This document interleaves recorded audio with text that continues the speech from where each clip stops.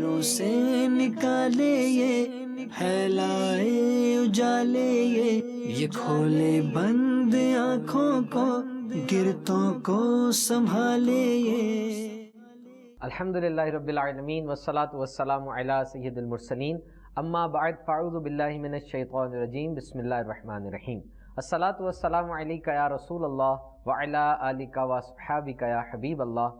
الصلاة والسلام علیک یا نبی اللہ وعلی آلک واصحابک یا نور اللہ۔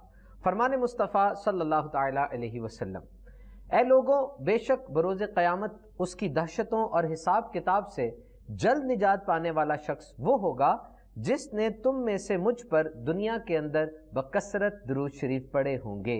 صلو علی الحبیب صلی اللہ تعالی علی محمد۔ آئیے سلسلے کا باقاعدہ آغاز کرتے ہیں۔ Late start. مفتی صاحب، ایک کام کرنا گناہ ہے، کتابوں میں اس کے حوالے سے وعیدیں بھی درج ہے، عذاب بھی لکھے ہوتے ہیں کہ فلاں کام کیا تو عذاب نازل ہوگا۔ ایک بندہ وہ کام کر لیتا ہے، عذاب نازل نہیں ہوتا، وہ پھر کرتا ہے، تو جس خاص انداز سے اسپیسیفکلی لکھا ہوتا ہے کہ عذاب نازل ہوگا پھر بھی نازل نہیں ہوتا، وہ بار بار کرتا رہتا ہے، گناہ کی عادت پڑ جاتی ہے اور کبھی کبھار وہ گناہ اس کی نسلوں میں ٹریول کر جاتا ہے۔ اس بارے میں آپ ہماری کیا رہنمائی فرمائیں گے؟ بسم اللہ الرحمن الرحیم۔ دیکھیں، عذاب کے حوالے سے یہ ہے کہ وعید ہوتی ہے، بندہ وہ گناہ بھی کرتا ہے پھر بھی عذاب نہیں آتا۔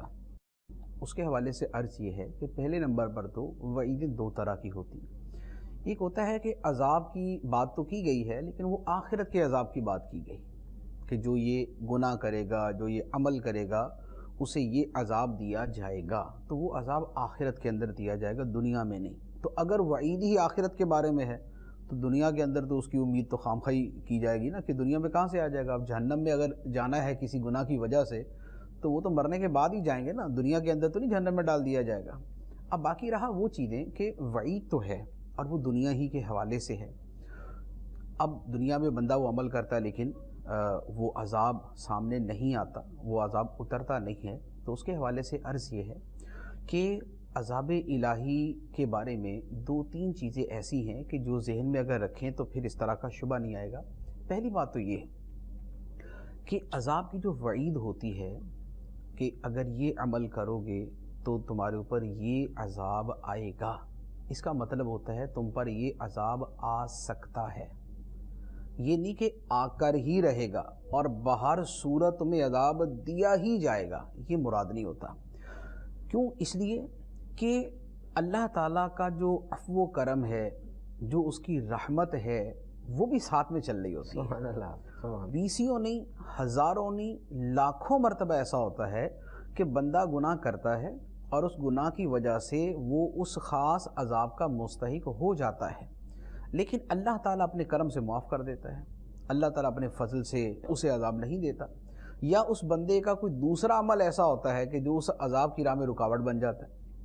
ایک عذاب آنا ہے لیکن اس نے کوئی صدقہ دیا ہوا ہے، کوئی ماں باپ کے ساتھ حسن سلوک کیا ہوا ہے، کسی یتیم کے ساتھ کے سر پہ ہاتھ پھیرا ہوا ہے، کسی بھوکے کو اس نے کھانا کھلایا ہوا ہے، کسی غریب کی اس نے مدد کی ہوئی ہے، اس نے بڑی آہوزاری کی ہوئی ہے، خوف خدا سے وہ کسی وجہ سے رویا ہوا ہے، تو اب اگرچہ کسی خاص گناہ پہ خاص وعید موجود ہے لیکن دوسری طرف اس کے وہ اعمال موجود ہیں کہ جن کے ہوتے ہوئے وہ عذاب رک جاتا ہے۔ صرف اور صرف رحمت الہی سے بھی رک سکتا ہے کہ بندے کا عمل کوئی نہیں، خاص رحمت الہی نے اس کو عذاب نہیں دیا، اور یہ بھی ہو سکتا ہے کہ اس کے کسی عمل پہ رحمت الہی متوجہ ہوئی اور اس وجہ سے عذاب نہیں ہو۔ تو لہذا جو عذاب کا معاملہ ہے یہ وابستہ ہے مشیت الہی کے ساتھ، یہ جسے آسان الفاظ میں کہتے ہیں کہ اللہ تعالیٰ کی مرضی کے ساتھ۔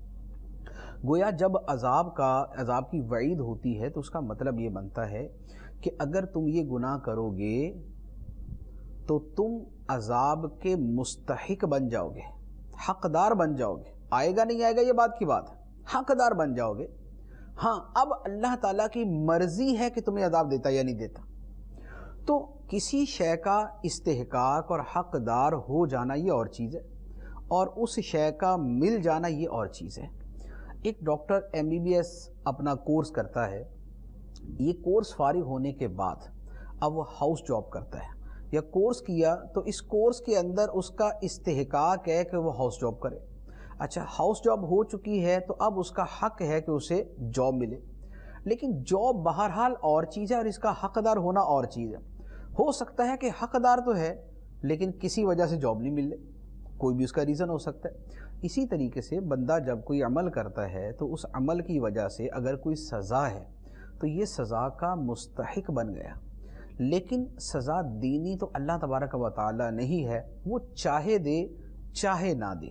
تو یہ جو اس کی چاہت پہ معاملہ ہے اسے کہتے ہیں کہ عذاب الہی مشیت الہی کے ساتھ وابستہ ہے.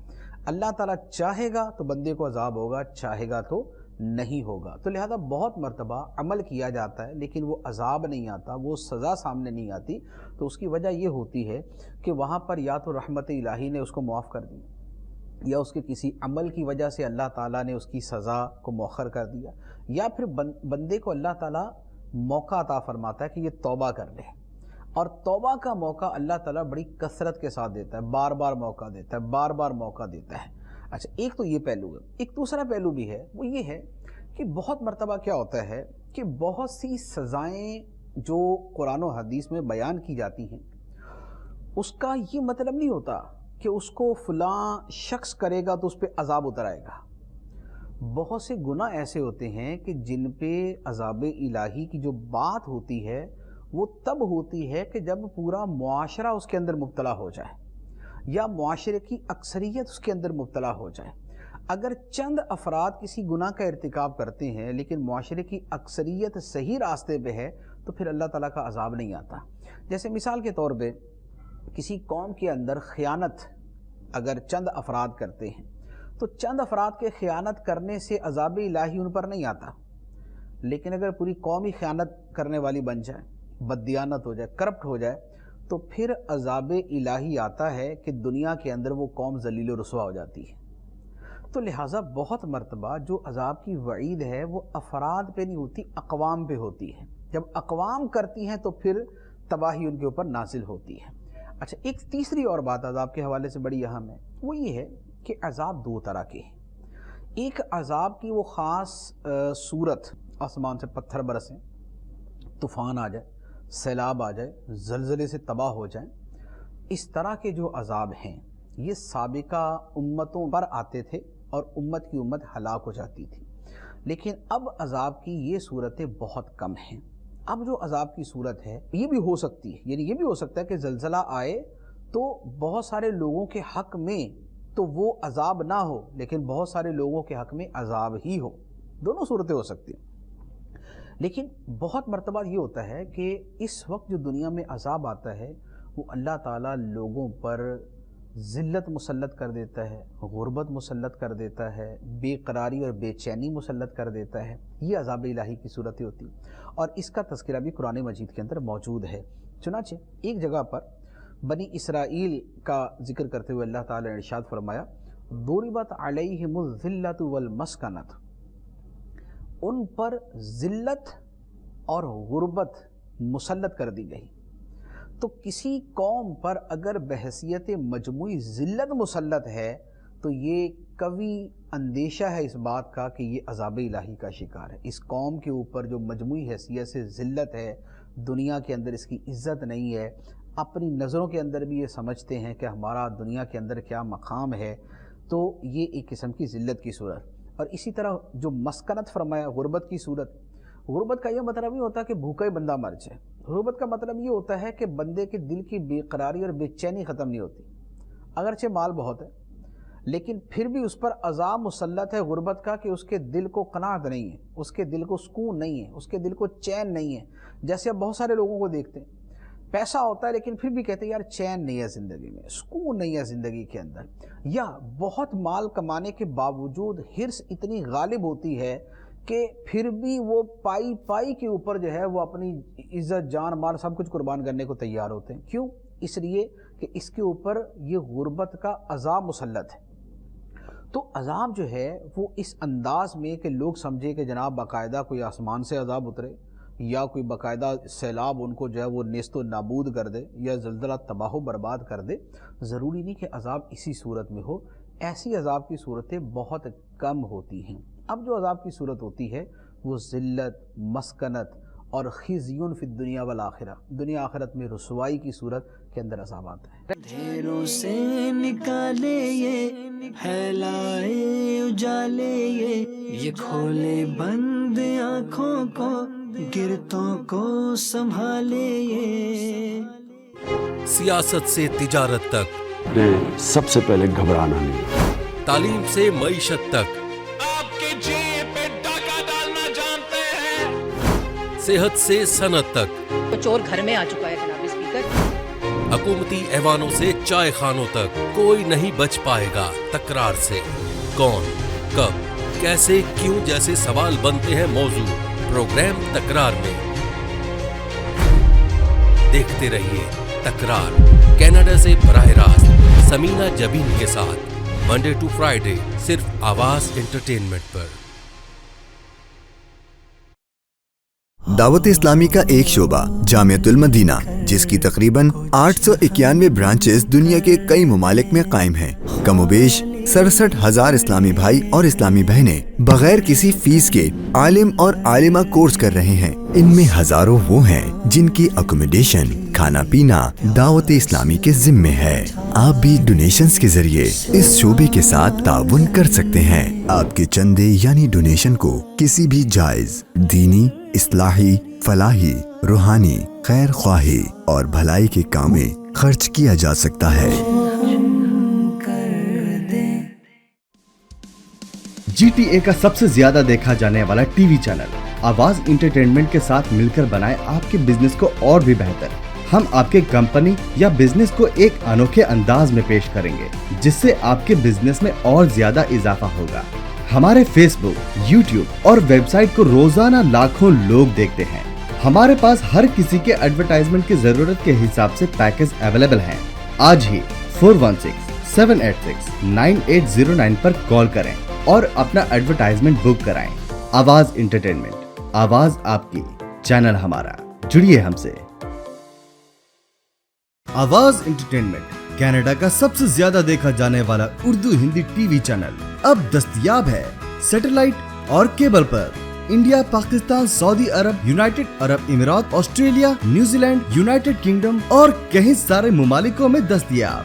دنیا کے کونے کونے میں پہنچے گی آپ کی آواز، صرف اور صرف آواز انٹرٹینمنٹ کے ساتھ۔ اندھیروں سے نکالے یہ، پھیلائے اجالے یہ کھولے بند آنکھوں کو، گرتوں کو سنبھالے یہ۔ سوشل میڈیا ہماری زندگی میں آ گیا۔ آلموسٹ 2004 کے اندر فیس بک آئی اور اس کے بعد دیگر چینلز آئے گئے، اور آج سوشل میڈیا پلیٹ فارم ایک بہت بڑا ہمارے سامنے ہے۔ اب گناہ تو بالکل ایسا ہے کہ انسان توجہ نہ بھی کرے تو گناہ توجہ لے رہا ہے اس کی۔ آپ کوئی ایسی سوشل میڈیا پلیٹ فارم کے اوپر جاتے ہیں، کوئی ایک ویڈیو آن کرتے ہیں، نیچے ٹرینڈنگ ویڈیوز آ جاتی ہیں کہ بھئی یہ بھی دیکھ لو، یہ بھی دیکھ لو، یہ بھی دیکھ لو، کبھی کبھار آٹو ویڈیو بھی آن ہو جاتی ہے۔ تو اب یہ سوشل میڈیا کا جو ایک ریولوشن آ گیا ہے، خاص طور پہ جنریشن زیڈ ہماری چل رہی ہے۔ مفتی صاحب، یہ وہ جنریشن ہے جو اس زمانے کو نہیں جانتی جس زمانے میں سوشل میڈیا نہیں ہوتا تھا۔ They never know an era when there was no social media۔ تو ایسا نہیں لگتا کہ ایک دوبارہ چینج کی ضرورت ہے، دوبارہ ایک پوری توبہ کرنی ہے، دوبارہ اپنے آپ کو اوورآل کرنا ہے، جبکہ حلیہ مذہبی ہی ہے، لیکن دوبارہ سے ایک دفعہ اس دروازے میں داخل ہونا ہے؟ دیکھیں، نیک بننا آسان ہے، نیک رہنا مشکل ہے۔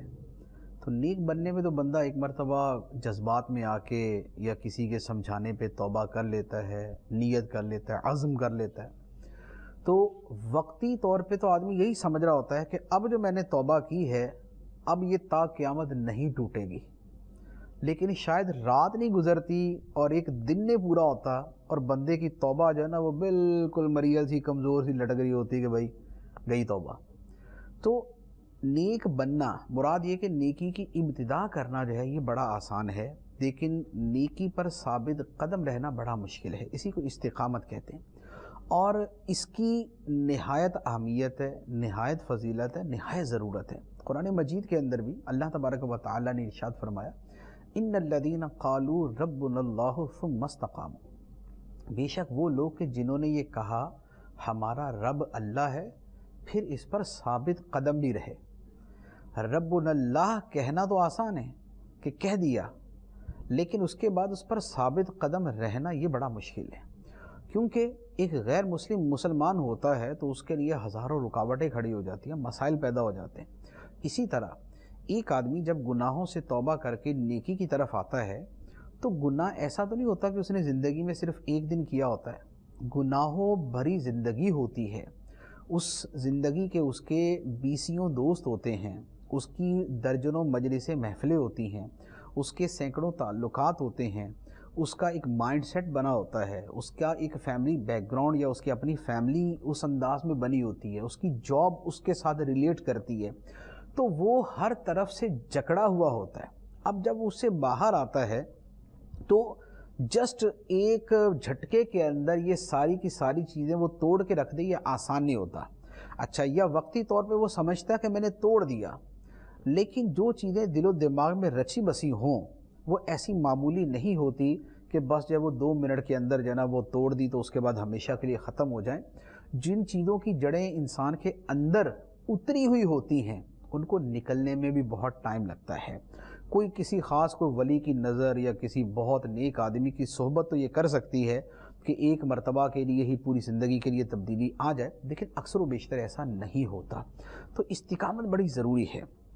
اب استقامت کیسے حاصل ہو؟ ایک حدیث مبارک بھی ہے، انما الاعمال بالخواتیم، اعمال کا دار و مدار ان کے خاتموں پر ہے۔ ایک تو بندے کے ایمان پر خاتمے پہ ہے کہ بندہ مومن فوت ہوگا تو اس کے اعمال کا اعتبار ہے، ورنہ اعتبار نہیں ہوگا۔ دوسرا خود یہ ہوتا ہے کہ خود ان اعمال کے اندر یہ ہوتا ہے کہ ان اعمال کا اختتام کیسے ہے۔ ایک آدمی ایک روش پہ چل رہا ہے اور آگے جا کے پھر روش سے ہٹ گیا، ایک آدمی نمازیں پڑھتا ہے آگے جا کے نمازیں چھوڑ دی، روزے رکھتا تھا پھر جا اس نے روزے چھوڑ دیے۔ تو یہ ایک بڑا جو ہے نا وہ ایک عجیب و غریب سی کمپلیکیٹڈ قسم کی زندگی ہوتی ہے کہ بندے کو سمجھ نہیں آ رہی ہوتی ادھر کیسے جائے ادھر کیسے جائے، اسے کیسے پکڑے اسے کیسے سنبھالے۔ تو اب استقامت یعنی نیک رہنا، اس کے لیے مین 2 چیزیں ہیں۔ ایک تو یہ ہے کہ استقامت کی راہ میں جو رکاوٹیں ہیں انسان ان رکاوٹوں کو دور کرے، اور دوسرے نمبر پر استقامت کے لیے جو معاون چیزیں ہیں انہیں اختیار کرے۔ اور یہ دونوں چیزیں کہ جو معاون چیزیں ہیں انہیں اختیار کرے اور جو رکاوٹیں ہیں انہیں ہٹا دے، دور کرے، ان سے بچے، یہ دونوں چیزیں ہی قرآن پاک کے اندر بیان کی گئی، اور یہ ہم روزانہ کی بنیاد پہ وہ آیتیں تلاوت کرتے ہیں۔ سورہ فاتحہ ہم ہر نماز کے اندر پڑھتے ہیں، اس کے اندر اللہ تعالیٰ نے ہمیں دعا سکھائی ہے، اہدنا الصراط المستقیم صراط الذین انعمت علیہم غیر المغضوب علیہم ولا الضالین، کہ اے ہمارے رب ہمیں سیدھے راستے پر چلا، راستہ ان کا جن پر تو نے انعام کیا، ان کا نہیں جن پر غضب ہوا اور جو گمراہ ہوئے۔ یہاں پر اللہ تعالیٰ نے 2 چیزیں جدا جدا بیان کی، ایک ہیں وہ لوگ کہ جن پر خدا کا انعام ہے، جو نیکی کے عامل ہیں، جو تقوی کی دولت سے مالا مال ہیں، اور دوسری طرف وہ ہیں کہ جو گمراہی اور فسق و فجور کے راستے پر ہیں۔ انہی دونوں چیزوں میں جو استقامت میں رکاوٹ ہے اس کا بیان بھی ہے، اور جو استقامت میں معاون ہے اس کا بیان بھی ہے۔ تو آدمی اگر یہ رکاوٹیں ہٹا دے کہ جو اسے گناہ کی طرف لے جانے والی ہیں، اب وہ ایک نہیں ہے، وہ بہت ساری ہیں۔ کسی آدمی کے لیے گناہ کی طرف جانے کا سبب اس کے دوست بنتے ہیں، کسی کے لیے اس کی کتابیں بنتی ہیں، کسی کے لیے اس کی سٹڈی بنتی ہے، کسی کے لیے اخبار بنتے ہیں، کسی کے لیے فلمیں ڈرامے بنتے ہیں، کسی کے لیے میڈیا بنتا ہے۔ تو لوگوں کے لیے مختلف اسباب ہو سکتے ہیں۔ استقامت کا طریقہ یہی ہے کہ جو اسباب انسان کو استقامت سے ہٹا سکتے ہیں اور برائیوں کی طرف لے جا سکتے ہیں انہیں چھوڑ دے۔ ایسا نہیں ہو سکتا کہ آدمی ان چیزوں کا عادی و مرتکب رہے اور پھر بھی وہ نیک رہے، ایسا نہیں ہو سکتا۔ پانی میں جا کے کوئی آدمی تر نہ ہو، ایسا نہیں ہو سکتا۔ اسی طریقے سے جو گناہوں کے اسباب اور ذرائع ہیں، ایک آدمی اگر ان کے درمیان رہتا ہے اور پھر اس کے باوجود وہ یہ سمجھے کہ میں گناہوں سے بچ جاؤں گا، ایسا نہیں ہو سکتا۔ تو لہذا طریقہ یہی ہے، نمبر 1 تو وہ صحبتیں چھوڑ دیں جو برے لوگوں کی صحبت ہے، جن صحبتوں کے اندر بے حیائی کی باتیں ہوتی ہیں، جن کے اندر گانے، فلمیں اور اس طرح کی چیزیں دیکھی سنی یا بولی جاتی ہیں، جہاں پر کوئی مستی، مذاق، مسخری، بےہودگی کی جاتی ہے، تو آدمی ایسی صحبت کو چھوڑے۔ انسان وہ کرتا ہے جو اس کے قلب کی کیفیت ہوتی ہے، جو اس کے قلب کی کیفیت ہے۔ اسی لیے حدیث مبارک میں فرمایا نا کہ بدن کے اندر ایک ٹکڑا ایسا ہے کہ وہ سدھر جائے تو سارا بدن سدھر جاتا ہے، بگڑ جائے تو سارا بدن بگڑ جاتا ہے، سن لو وہ دل ہے۔ دل سدھر جائے تو انسان کا سارا بدن سدھر جاتا ہے۔ اب دل جو ہے اگر وہ متاثر ہے کسی برائی سے تو اعضاء سے اچھائی کا ظہور بڑا مشکل ہے، اور دل اگر اچھا ہے تو برائی کا ظہور بڑا مشکل ہو جاتا ہے۔ اب دل کے اندر جو کیفیت پیدا ہوتی ہے وہ کیسے ہوتی ہے؟ اس کے مختلف اسباب ہیں، بڑے واضح سے ہیں۔ انسان کے قلب کی کیفیت وہ بنتی ہے جو انسان آنکھوں سے دیکھتا ہے، انسان کے قلب کی کیفیت وہ بنتی ہے جو وہ کانوں سے سنتا ہے، انسان کے قلب کی کیفیت وہ بنتی ہے جو وہ سوچتا ہے۔ ایک آدمی اور کچھ بھی نہیں کر رہا، آنکھیں بند کر کے کان بند کر کے سوچ ہی رہا ہے، تو جو سوچتا رہے گا اس کا دل جو ہے نا وہ اسی طرف مائل ہوتا رہے گا اور اس کے دل کی سوچ اسی طرح کی بنتی جائے گی۔ انسان جو دیکھ رہا ہے تو جو دیکھ رہا ہے وہ دیکھتے دیکھتے اس کا دل ویسا ہی ہونا شروع ہو جائے گا، جو سن رہا ہے تو وہ سنتے سنتے اس کا دل ویسے ہی ہو جائے گا۔ اب اگر وہ برائی سن رہا ہے، برائی دیکھ رہا ہے، برائی سوچ رہا ہے تو دل کی کیفیت بری ہو جائے گی۔ جب کیفیت بری ہوگی تو اعضاء سے ظہور بھی اسی کا ہوگا۔ اور اگر اچھا سنتا ہے، اچھا دیکھتا ہے، اچھا سوچتا ہے، اچھے ماحول میں رہتا ہے تو اس کا نتیجہ یہ ہوگا کہ قلب پاکیزہ سے پاکیزہ تر ہوتا جائے گا اور اعضاء سے ظہور بھی انہی اعمال کا ہوگا۔ ہمارے ہاں ہوتا کیا ہے کہ شیطان انسان کو جو ورغلاتا ہے، جو وسوسہ ڈالتا ہے، وہ اسی ذریعے سے کہ اس کو رکھتا گناہ کے دائرے کے اندر ہی، یعنی گناہ کے قریب رکھتا ہے، اور سوچ اس کو یہ دیتا رہتا ہے نہیں تو بچ جائے گا، تو بڑا پختہ ارادے والا ہے، ثابت قدمی ہے، تمہارا ذہن بڑا مضبوط ہے، تمہاری سوچ بڑی اچھی ہے، تم تو بڑے پختہ ذہن کے مالک ہو۔ لیکن ایسا دنیا میں لاکھوں میں کوئی ایک ہی ہوتا ہوگا کہ جو گناہ کے قریب رہ کر گناہ سے بچ جائے۔ ہوتا یہی ہے کہ جو قریب رہتا ہے وہ بالآخر گناہ کی وادی کے اندر اتر ہی جاتا ہے۔ اندھیروں سے نکالے یہ پھیلائے اجالے یہ کھولے بند آنکھوں کو گرتوں کو سنبھالے یہ۔ سیاست سے تجارت تک، نے سب سے پہلے گھبرانا نہیں، تعلیم سے معیشت تک، آپ کی جیب پہ ڈاکہ ڈالنا جانتے ہیں، صحت سے صنعت تک، تو چور گھر میں آ چکا ہے جناب اسپیکر۔ حکومتی ایوانوں سے چائے خانوں تک کوئی نہیں بچ پائے گا تکرار سے۔ کون، کب، کیسے، کیوں جیسے سوال بنتے ہیں موضوع پروگرام تکرار میں۔ دیکھتے رہیے تکرار، کینیڈا سے براہ راست سمینہ جبین کے ساتھ، منڈے ٹو فرائیڈے، صرف آواز انٹرٹینمنٹ پر۔ دعوت اسلامی کا ایک شعبہ جامعۃ المدینہ، جس کی تقریباً 891 برانچز دنیا کے کئی ممالک میں قائم ہیں۔ کم و بیش 67,000 اسلامی بھائی اور اسلامی بہنیں بغیر کسی فیس کے عالم اور عالمہ کورس کر رہے ہیں۔ ان میں ہزاروں وہ ہیں جن کی اکوموڈیشن، کھانا پینا دعوت اسلامی کے ذمے ہے۔ آپ بھی ڈونیشنز کے ذریعے اس شعبے کے ساتھ تعاون کر سکتے ہیں۔ آپ کے چندے یعنی ڈونیشن کو کسی بھی جائز دینی، اصلاحی، فلاحی، روحانی، خیر خواہی اور بھلائی کے کام میں خرچ کیا جا سکتا ہے۔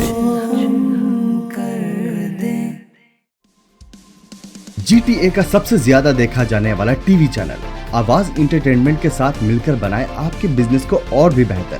ہم آپ کے کمپنی یا بزنس کو ایک انوکھے انداز میں پیش کریں گے جس سے آپ کے بزنس میں اور زیادہ اضافہ ہوگا۔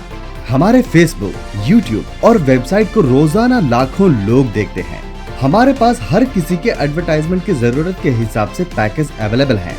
آج ہی 4167869809 پر کال کریں اور اپنا ایڈورٹائزمنٹ بک کرائیں۔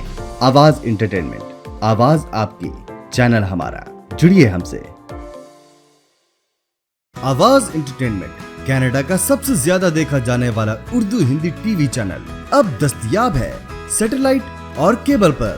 انڈیا، پاکستان، سعودی عرب، یونائٹڈ عرب امارات، Australia, New Zealand, United kingdom اور کئی سارے ممالکوں میں دستیاب۔ دنیا کے کونے کونے میں پہنچے گی آپ کی آواز، صرف اور صرف آواز انٹرٹینمنٹ کے ساتھ۔ اندھیروں سے نکالے یہ پھیلائے اجالے یہ کھولے بند آنکھوں کو گرتوں کو سنبھالے یہ۔ مفتی صاحب، جب بندہ کوئی بڑا کام کرنے جاتا ہے تو اس کا کوئی سہارا ہوتا ہے، یعنی کسی کو وہ اپنے ساتھ کمپینین کے طور پہ لے کے چلتا ہے۔ وہ سوچ بھی ہو سکتی ہے، کوئی انسان بھی ہو سکتا ہے، کوئی دوست بھی ہو سکتا ہے، یا کچھ بھی ہو سکتا ہے۔ اب ایک انسان اس توبہ کی راہ پر آ گیا، آپ نے فرمایا کہ برائیوں کو چھوڑنا ایک چیپٹر ہے اور نیکیوں کو کرنا ایک الگ چیپٹر ہے، جو کھلے نہ کھلے۔ تو ایسا انسان کس چیز کا سہارا لے؟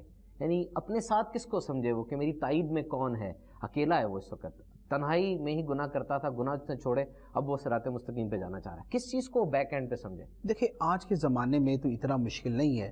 آج کے زمانے میں تو تنہائی رہی نہیں کہ تنہائی کے اندر بھی آدمی کو جلوتوں کی جلوتیں میسر ہیں. میں نے اتنے اچھے اور اتنے نیک لوگ دیکھے ہیں، میرے دوستوں میں سے ایسے، ان کا کاروبار ہے، بہت اچھا کاروبار ہے، بہت بڑا کاروبار ہے، اور رات کو 8 بجے 9 بجے فارغ ہو گئے اور اس کے بعد وہ تنہا ہیں، لیکن ان کی مصروفیات کیا ہے؟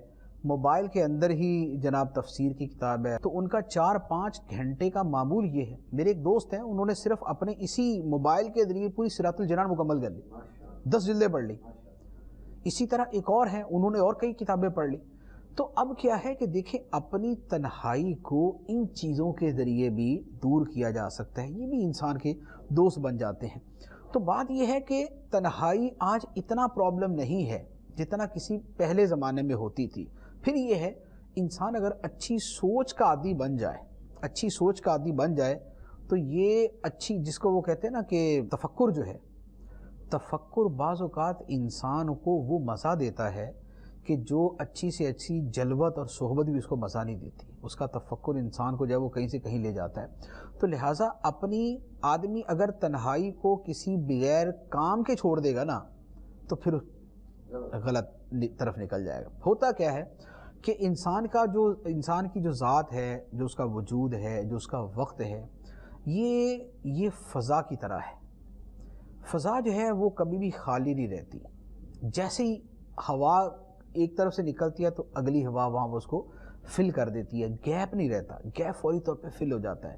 یا یہ پانی کی طرح ہے، آپ پانی کو ایک مرتبہ زور سے یوں کر بھی دیں گے نا تو اگلے سیکنڈ کے اندر پانی وہ جو ہے وہ لیول اپنا برقرار کر لے گا، وہ لیول اپنا بنا دے گا. اسی طرح انسان کی سوچ ہوتی ہے. اسی لیے انسان سوتے میں بھی سوچتا ہے. تحقیق یہی ہے نا کہ انسان سوتے میں بھی سوچ رہا تھا، اس کا دماغ کام کر رہا ہوتا ہے، مائنڈ کا بھی آف نہیں ہوتا، وہ چلتا ہی رہتا ہے. تو انسان اپنی سوچ کو، اپنے وقت کو اچھے کام سے فل کر لے، ورنہ نیگیٹو چیز تو آئی. اسی لیے کہتے ہیں نا خالی دماغ کارخانہ شیطان، وہ شیطان کا کارخانہ ہوتا ہے. اچھے کام کرنا شروع کر دو، کرنے کے کام کرو، ورنہ نہ کرنے کے کاموں میں پڑ جاؤ گے. تو اگر آدمی کے پاس خلوت تو ہے، تنہائی تو ہے، وقت تو ہے، لیکن اس کا مصرف نہیں ہے، تو بہت زیادہ چانسز اسی کے ہوں گے کہ پھر وہ غلط مصرف ہی وہاں پر آئے گا. یعنی کرنے کے کام کرو ورنہ نہ کرنے کے کاموں میں پڑ جاؤ گے. اپنی تنہائی کو خود ہی وہ مینیج کرے. اب اس نے توبہ کی ہے، نیکی کے کام سوچے اور برائی کے کاموں. ہوتا کیا ہے دیکھیں، لوگ عادی نہیں ہوتے نا، جو کتاب پڑھنے کا عادی نہیں ہے اس کے لیے کتاب ہی عذاب ہوتی ہے. صحیح بات ہے. کتاب پڑھنا اس کے یار یہ پتہ نہیں کیسے پڑھ لیتے لوگ. وہ 2 سطریں پڑھے گا، 2 پیج پڑھے گا تو اس کے سر میں درد شروع ہو جائے گا. ٹھیک ہے.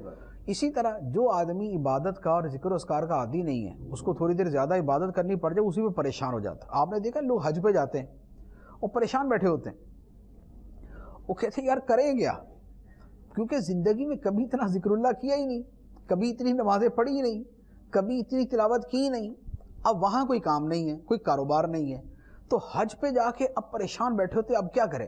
حتیٰ کہ جو حج کے مین ایام ہوتے ہیں نا، مینا کے 3 دن ہوتے ہیں جو مین، جس کے اندر بقیہ تو پھر وہ طواف الزیارات و عرفات چلے گئے تو اس طرح اس میں لگ جاتے ہیں.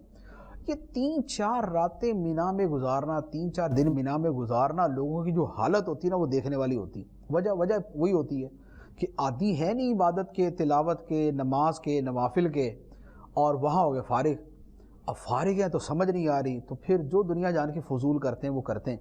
تو اس لیے آدمی اپنے آپ کو عادی اگر کسی چیز کا بنا لے نا، اور عادی بنانا اتنا مشکل نہیں ہوتا، کسی چیز کا ذکر الہی کا ہے یا مطالعے کا ہے، عادی بنانا اتنا مشکل نہیں ہوتا. آدمی تھوڑے سے زیادہ کی طرف چلتا ہے، تکلف سے عادت بنتی ہے، عادت کے بعد وہ انسان کی فطرت کے اندر وہ چیز داخل ہو جاتی ہے. بچے کو اسکول بھیجتے ہیں، آج کل تو خیر بچے بھاگے اسکول جاتے ہیں، لیکن آپ کو یاد ہوگا کہ ہمارے بچپن کے اندر یہی ہوتا تھا کہ بچے کو اسکول بھیج رہے ہیں اور بچہ جناب وہ ایسا ہوتا ہے کہ جیسے آپ بھینس کو گھسیٹ کے لے کے جا رہے ہیں اور وہ آگے سر مار رہا ہے کہ نہیں میں نہیں جاؤں گا، ماں باپ اس کو دھکے مار رہے ہیں نہیں بیٹا تو جا. لیکن پھر کیا ہوتا ہے، جاتے پھر اس کو عادت پڑ جاتی ہے، پھر جانا بھی شروع ہو جاتا ہے. انسانی نفس ایسا ہی ہوتا ہے کہ یہ شروع میں عادی نہیں ہوتا، لیکن جب آپ اس کو عادی بناتے ہیں تکلف کے ساتھ تو آہستہ آہستہ وہ عادی ہو جاتا ہے۔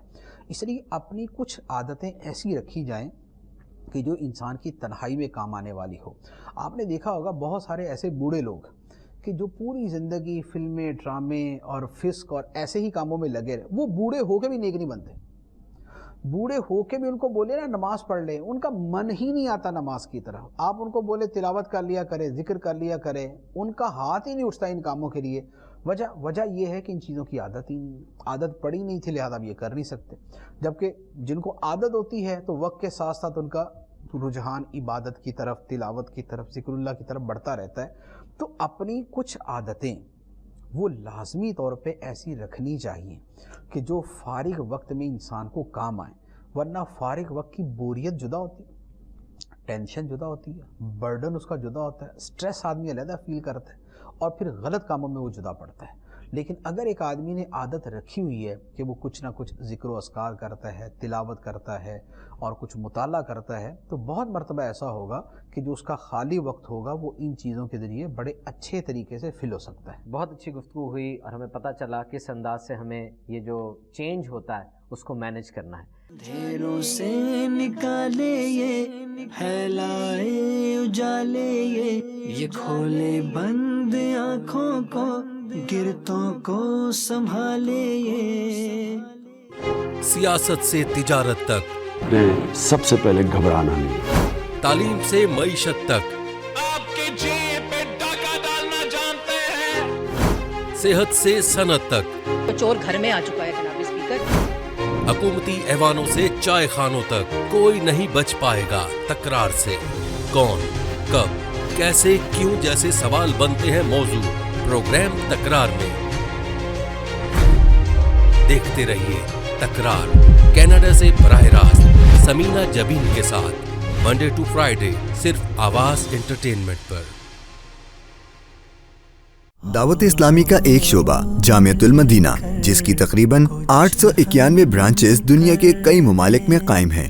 کم و بیش 67,000 اسلامی بھائی اور اسلامی بہنیں بغیر کسی فیس کے عالم اور عالمہ کورس کر رہے ہیں۔ ان میں ہزاروں وہ ہیں جن کی اکوموڈیشن، کھانا پینا دعوت اسلامی کے ذمے ہے۔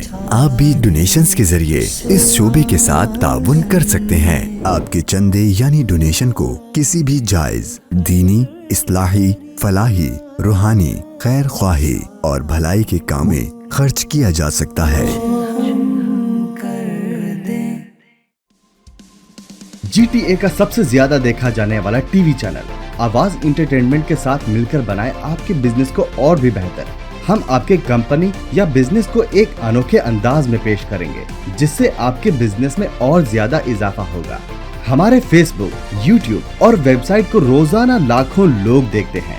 ہمارے پاس ہر کسی کے ایڈورٹائزمنٹ کی ضرورت کے حساب سے پیکج اویلیبل ہیں۔ آج ہی 4167869809 پر کال کریں اور اپنا ایڈورٹائزمنٹ بک کرائیں۔ آواز انٹرٹینمنٹ، آواز آپ کی، چینل ہمارا، جڑیے ہم سے۔ آواز انٹرٹینمنٹ کینیڈا کا سب سے زیادہ دیکھا جانے والا Urdu Hindi T V channel اب دستیاب ہے سیٹلائٹ اور کیبل پر۔ انڈیا، پاکستان، سعودی عرب، یونائٹڈ عرب امارات، Australia, New Zealand, United kingdom اور کئی سارے ممالکوں میں دستیاب۔ دنیا کے کونے کونے میں پہنچے گی آپ کی آواز، صرف اور صرف آواز انٹرٹینمنٹ کے ساتھ۔ اندھیروں سے نکالے یہ، پھیلائے اجالے یہ کھولے بند آنکھوں کو، گرتوں کو سنبھالے یہ۔ حضور، بعض جانوروں کے بارے میں تحقیق ہوئی اور یہ پتہ چلا کہ ان کے دماغ میں بہت اچھی صلاحیتیں موجود ہوتی ہیں۔ حدیث پاک کے اندر آیا کہ پرندوں میں سب سے زیادہ عقل مند پرندہ کبوتر ہے، اور ایک ریسرچ جو میرے پاس ہے، کوے کے اندر تقریباً 7 سال کے بچے سے کچھ زیادہ کمپیٹیبلٹی ہوتی ہے کہ اس کو انہوں نے بلاکس دیے اور کچھ ایسے ٹیسٹ اس کے اوپر کیے کہ کوے نے مطلب ڈپکٹ کیا کہ وہ ایک سمجھداری کی کیفیت میں ہے۔ تو حضور، سوال یہ پیدا ہوتا ہے کہ آخر انسانوں میں اور جانوروں میں ڈسٹنگوشڈ فیکٹر آخر کیا ہے، بنیادی فرق کیا ہے جس کی وجہ سے ان دونوں میں فرق کیا جاتا ہے؟ عقل وہ چیز ہے کہ جس کے اندر کوئی جانور کسی بھی طرح انسان کے برابر نہیں ہے، نہیں ہو سکتا۔ یہ عقل انسانی کا جو شرف ہے یہ وہ چیز ہے جس میں اللہ تعالیٰ نے انسان کو دیگر مخلوقات کے اوپر فضیلت عطا فرمائی ہے۔ انسان کی فضیلت پہ ویسے قرآن مجید یہ وَلَقَدْ كَرَّمْنَا بَنِي آدم، ہم نے بنی آدم کو مکرم بنایا، عزت والا بنایا، یا فرمایا لَقَدْ خَلَقْنَا الْإِنسَانَ فِي أَحْسَنِ تَقْوِيمٍ، بہترین تقویم کے اندر، صورت کے اندر ہم نے انسان کو بنایا، یا فرمایا کہ رحمان نے انسان کو اپنی صورت پہ پیدا فرمایا جیسے اس کی شان کے لائق ہے، یا اور بہت سا وَفَضَّلْنَاهُمْ عَلَىٰ كَثِيرٍ مِّمَّنْ خَلَقْنَا تَفْضِيلًا، ہم نے انسان کو اپنی مخلوقات میں سے بہت ساری مخلوقات کے اوپر برتری عطا فرمائی۔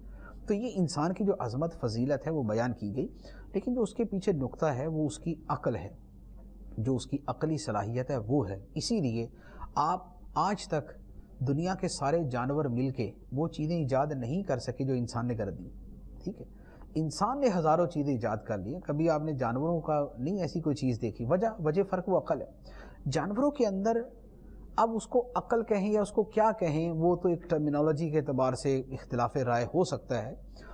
یا تو یہ ہے کہ جانوروں کے اندر بیسیکلی ایک نیچرل کچھ چیزیں ہوتی ہیں کہ جس کی وجہ سے وہ سب یہ فیلنگز اور سب کچھ محسوس کرتے ہیں، دشمن آئے تو وہ بھاگ جاتے ہیں، اپنا تحفظ کرتے ہیں، یا تو یہ فطرت اور نیچر کے تقاضے جن کو پورا کر۔ دیکھیں اگر آپ اسے عقل ہی قرار دیں تو پھر یوں کہہ لیں کہ عقل کا ایک سرٹن لیول ہے، ایک مخصوص مقام ہے کہ جس سے اوپر جانوروں کی عقل نہیں جاتی۔ آپ نے جیسے کہا کہ مثال کے طور پہ کوے کی عقل 7 سال کے بچے کے برابر ہوتی ہے یا اس کے قریب قریب ہوتی۔ 7 سال کے بچے کے برابر ہونا بھی کوئی ایک آدھ چیز کے اندر ہوگا، 2-4 چیزوں میں ہوگا۔ 7 سال کا جو انسان کا بچہ ہے وہ تو پتہ نہیں کیا کیا کر لیتا ہے۔ آج 7 سال کا بچہ تو قرآن حفظ کر لیتا ہے۔ اب تو 7 سال کے بچے جو آئی ٹی کے وہ کورس کر کے بیٹھے ہوئے ہیں کہ دنیا دنگ ہے، وہ ایسی باریک پیچیدہ اور سائنٹیفک چیزوں کے اندر جو ہے نا وہ گھسے ہوتے ہیں۔ آپ ابھی ان کے ہاتھ میں موبائل دیں، 7 سال تو دور کی بات ہے، 5 سال کے بچے کے ہاتھ میں موبائل دیں، وہ 3 دن کے اندر آپ سے زیادہ آپ کو سمجھا دے گا۔